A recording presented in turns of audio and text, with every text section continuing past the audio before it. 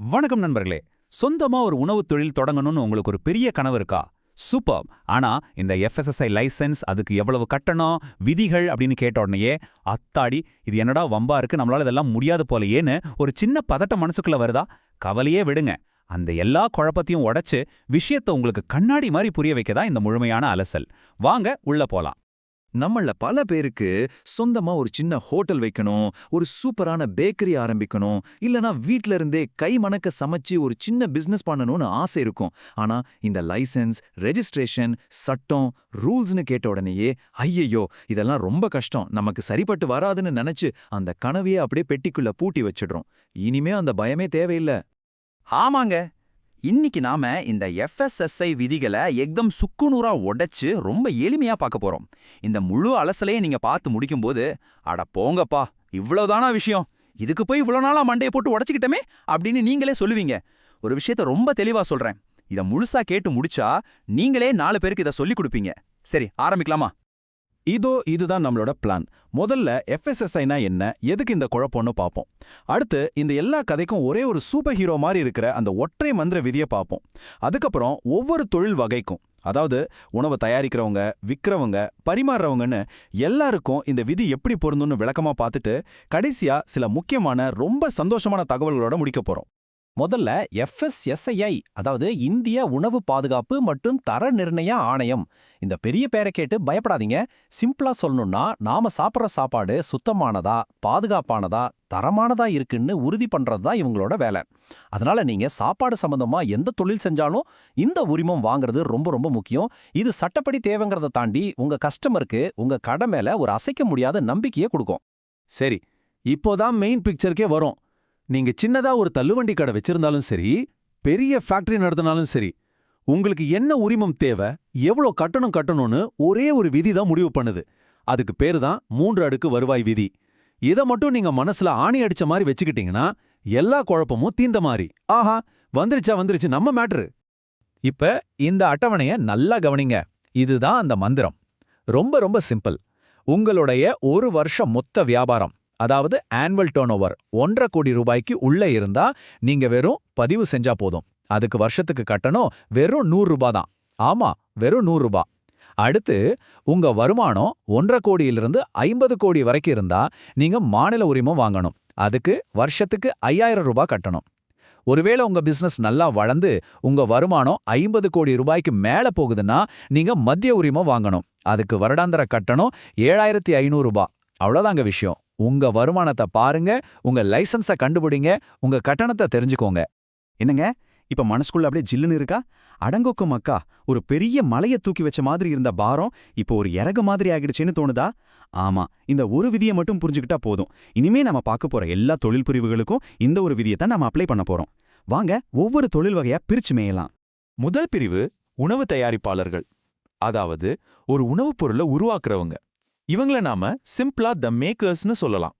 நீங்க ஒரு பேக்கரி, மசாலா பொடி தயாரிக்கிற யூனிட், இல்ல எண்ணெய் ஆலை எது வச்சிருந்தாலும் நீங்க இந்த வகையில தான் வருவீங்க. இவங்களுக்கு நம்ம அந்த 3 அடுக்கு விதி எப்படி பொருந்துதுன்னு விரிவா பார்க்கலாம். உற்பத்தியாளர்னா யாருன்னு எஃப்எஸ்எஸ்ஐ ரொம்ப தெளிவா சொல்லுது.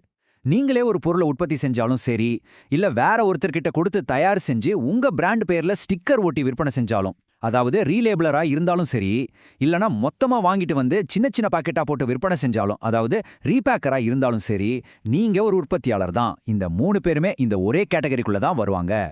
இங்க பாருங்க, பால் பண்ண வச்சிருக்கீங்களா? நீங்க ஒரு மேக்கர். காய்கறி எண்ணெயாலை நடத்துறீங்களா? நீங்களும் மேக்கர் தான். இறைச்சி வெட்டி சுத்தம் செஞ்சு பேக் பண்ற யூனிட், மீன் பதப்படுத்துற இடம், கேக், பன் செய்யற பேக்கரி, ஊறுகாய், அப்பளம்னு பொதுவா உணவுப் பொருட்களை தயாரிக்கிற எல்லாருமே உற்பத்தியாளர்கள் தான். நீங்க இதுல எந்த வகைன்னு செக் பண்ணிக்கோங்க. இப்போ முக்கியமான விஷயத்துக்கு வரோம். இந்த பால் பண்ணை, எண்ணெய் ஆலை, பேக்கரின்னு விதவிதமான தொழில் செஞ்சாலும் இவங்க எல்லாருக்கும் நம்ம பழைய நண்பன் அதே 3 அடுக்கு வருவாய் விதி தான் பொருந்தும். ஆமா, உங்க தொழில் எதுவா இருந்தாலும் சரி, உங்க வருஷ வருமானம் 1.5 கோடிக்குள்ளையா 100 ரூபாய் பதிவு செஞ்சா போதும். 100 கோடிக்குள்ளையா 5000 ரூபாய் கட்டி மாநில உரிமம் வாங்குங்க. அதுக்கு மேல போகுதா 7500 ரூபாய் கட்டி மத்திய உரிமம் வாங்குங்க. என்னது, இதுக்கும் அதே ரூலா? ஆமா, ரிப்பீட்டு. ஆனா எல்லாத்துக்கும் ஒரு எக்ஸெப்ஷன் இருக்குமே, அது மாதிரி இங்கேயும் ஒரு சின்ன ஆனா இருக்கு. சில குறிப்பிட்ட வகை தயாரிப்பாளர்களுக்கு மட்டும் இந்த வருவாய் விதி பொருந்தாது. அவங்க எவ்வளவு வியாபாரம் செஞ்சாலும் சரி, 1 ரூபாயா இருந்தாலும் சரி, 100 கோடியா இருந்தாலும் சரி, அவங்க நேரடியா மத்திய உரிமம் தான் வாங்கணும். அதுக்கு கட்டணம் 7500 ரூபாய். யாருக்கெல்லாம்னா, பிரத்யேக உணவுகள், அதாவது ப்ரொப்ரைட்டரி ஃபுட்ஸ், ஊட்டச்சத்து பொருட்கள், அதாவது ஃபுட் சப்ளிமெண்ட்ஸ், அப்புறம் 100% வெளிநாட்டுக்கு ஏற்றுமதி செய்யற நிறுவனங்கள்.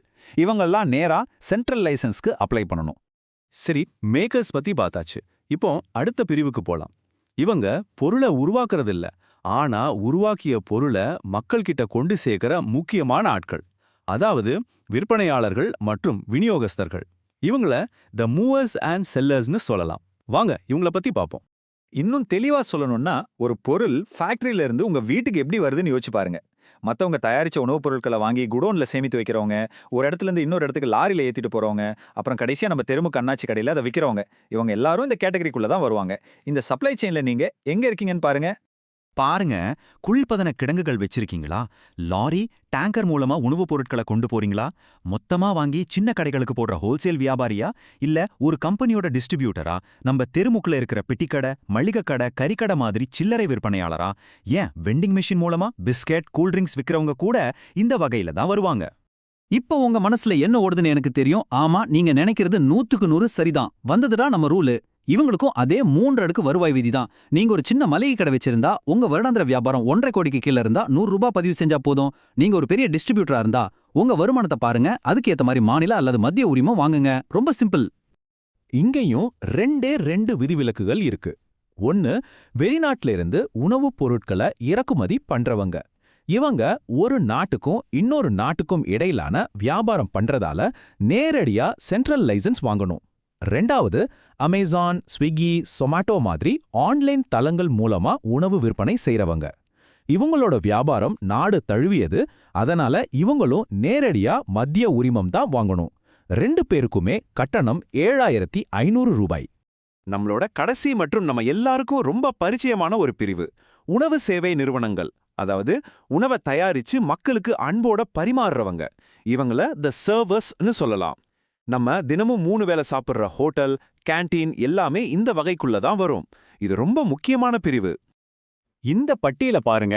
பெரிய ஸ்டார் ரெஸ்டாரண்ட்கள், கல்யாணம், காது குத்துன்னு எல்லாத்துக்கும் சமைச்சு கொடுக்கற கேட்டரிங் சர்வீஸ், ஆஃபீஸ் மற்றும் ஸ்கூல் கேண்டீன்கள், ஹைவேஸ்ல இருக்கிற தாபாக்கள், வீட்ல இருந்தே சமைச்சு டிஃபன் பாக்ஸ்ல அனுப்புறவங்க, சாப்பாட்டு வசதியோட இருக்கிற கல்யாண மண்டபங்கள், பள்ளிக்கூடத்துல சத்துணவு வழங்குற அமைப்புகள் வரைக்கும் எல்லாமே இந்த உணவு சேவை நிறுவனங்கள் தான். இங்க மட்டும் ஒரு சின்ன விதி மாற்றம் இருக்கு, குறிப்பா ஸ்டார் ஹோட்டல்களுக்கு. இங்க வருமானத்தை மட்டும் பார்க்க மாட்டாங்க, ஹோட்டலோட ஸ்டார் ரேட்டிங்கையும் பார்ப்பாங்க. உங்க ஹோட்டல் 4 ஸ்டார் அல்லது அதுக்கும் குறைவான ரேட்டிங்ல இருந்தா நீங்க மாநில உரிமம் வாங்கணும். கட்டணம் 5000 ரூபாய். அதுவே உங்க ஹோட்டல் 5 ஸ்டார் அல்லது அதுக்கு மேல ஒரு பெரிய ஹோட்டலா இருந்தா நீங்க மத்திய உரிமம் வாங்கணும். கட்டணம் 7500 ரூபாய். இது ஸ்டார் ஹோட்டல்களுக்கு மட்டுமேயான ஒரு ஸ்பெஷல் ரூல். ஆனா கவலைப்படாதீங்க, இந்த ஸ்டார் ஹோட்டல்களை தவிர மத்த எல்லா சாதாரண உணவகங்கள், மெஸ், கேட்டரிங் சர்வீஸ், கேண்டீன், வீட்டு உணவகங்கள்னு எல்லாருக்கும் நம்ம பழைய நண்பன், நம்ம ஃபேவரட் ரூல், அந்த 3 அடுக்கு வருவாய் விதி தான் பொருந்தும்.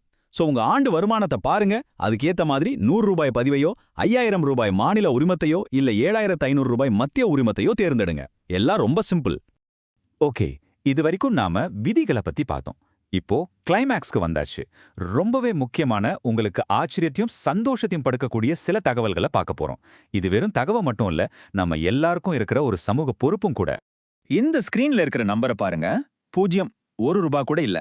ஆமாங்க, தெருவோரத்துல தள்ளுவண்டியில கடை வச்சு கஷ்டப்பட்டு உழைக்கிற நம்ம அண்ணா அக்காமார்களுக்கான FSSI பதிவு கட்டணம் முற்றிலும் தள்ளுபடி செய்யப்பட்டிருக்கு. அவங்க வருமானம் 1.5 கோடிக்குள்ள இருக்கும் பட்சத்தில் அவங்க கட்டாயம் பதிவு செய்யணும். ஆனா அந்த 100 ரூபாய் கட்டணத்தை கூட கட்ட தேவையில்லை. எவ்வளவு பெரிய நல்ல விஷயம் இது. சின்ன தொழில் முனைவோரை அரசு எந்த அளவுக்கு ஆதரிக்குதுன்னு பாருங்க. அதே மாதிரி நம்ம குழந்தைங்க வளர்ற இடமான அங்கன்வாடி மையங்கள், அவங்களுக்கு சத்தான உணவு கொடுக்கிற அந்த மையங்களுக்கும் பதிவு கட்டணம் 0 ரூபாய் தான். சமூக நலனுக்காக செயல்படுற இந்த மையங்களுக்கு அரசு இந்த சலுகையை வழங்குது. இதெல்லாம் கேட்கும்போதே ஒரு சந்தோஷம் வருதுல்ல. இந்த மாதிரி நல்ல விஷயங்களை நாம கண்டிப்பா தெரிஞ்சு வச்சுக்கணும். சரி, இப்போ உங்களுக்கான ஒரு 4 ஸ்டெப் ஆக்ஷன் பிளான். 1, உங்க தொழில் என்ன வகைன்னு கண்டுபிடிங்க. நீங்க பொருளை உருவாக்குபவரா, கொண்டு செல்பவரா, இல்ல பரிமாறுபவரா? 2வது, உங்களுடைய ஒரு வருஷம் மொத்த வியாபாரம் எவ்வளோன்னு கணக்கிடுங்க. 3வது, உங்க வருமானத்தை அந்த 3 அடுக்கு விதியோட பொருத்தி பார்த்து உங்களுக்கு என்ன உரிமம், எவ்வளோ கட்டணம்னு தெரிஞ்சுக்கோங்க. கடைசி மற்றும் மிக மிக முக்கியமான 4வது படி, நீங்க கத்துக்கிட்ட இந்த விஷயத்த உங்கள மாதிரி தொழில் செய்யற மத்தவங்களுக்கும் தயவு செஞ்சு சொல்லிக் கொடுங்க. அறிவை பகிர்தல் ரொம்ப முக்கியம். இந்த முழு பகுப்பாய்வோட சாராம்சம் எதுதான்? முதல் விஷயம், 90% உணவுத் தொழில்களுக்கும் அவங்களோட வருமானம் தான் லைசன்ஸை தீர்மானிக்குது. ரெண்டாவது, அந்த 3 அடுக்கு விதி தான் எல்லாத்துக்கும் ராஜா. மூணாவது, தெருவோர வியாபாரிகளுக்கும் அங்கன்வாடிகளுக்கும் கட்டணம் இல்லைங்கிற சந்தோஷமான செய்தி. கடைசியா, இந்த தகவலை நீங்க மத்தவங்களுக்கு சொல்றது மூலமா அவங்க தேவையில்லாம பயப்படுறதையும் அதிக பணம் செலவு பண்றதையும் தடுக்கலாம். இது நீங்க உங்க சமூகத்துக்கு செய்யற ஒரு பெரிய உதவி. இப்போ உங்களுக்கு விதிகள் அத்துபடி. மனசுல இருந்த பயம் போயிடுச்சு, குழப்பம் தெளிஞ்சிடுச்சு. இனிமே நீங்க எதுக்காகவும் தயங்க தேவையில்ல. சொல்லுங்க, உங்க மனசுல இருக்கிற அந்த கனவு உணவுத் தொழில் என்ன? அதை நனவாக்க நீங்க எடுக்க போற அடுத்த படி என்ன? ஸ்டார்ட் பண்ணுங்க. உங்களுடைய கனவுகள் மெய்ப்பட எங்களுடைய மனமார்ந்த வாழ்த்துக்கள்.